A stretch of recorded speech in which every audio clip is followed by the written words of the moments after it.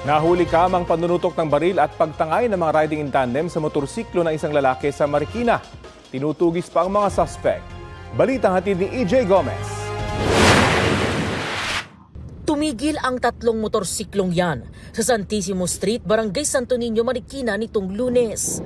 Bumaba ang dalawang angkas. Ang isang nagmamaneho ng motorsiklo, tinutukan ng baril ang lalaking nakaputing t-shirt.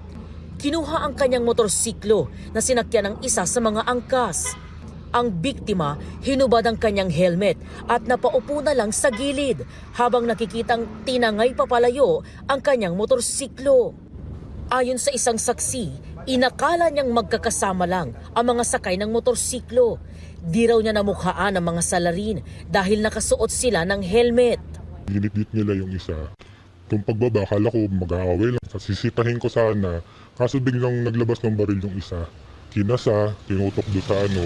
Tapos dumapa na lang yung biktima. Pagkadapa, sumakay na yung isa doon sa motor niya.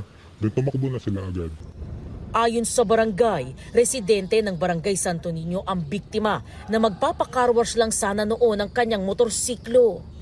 Yung victim po, nagpunta po rito sa barangay at nag-review ng CCTV. Yung unang CCTV nakita, nakasunod na yung mga suspect.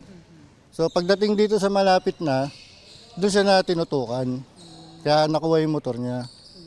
Tapos pagkatapos nun, tumakbo na rito yung naagawan ng motor.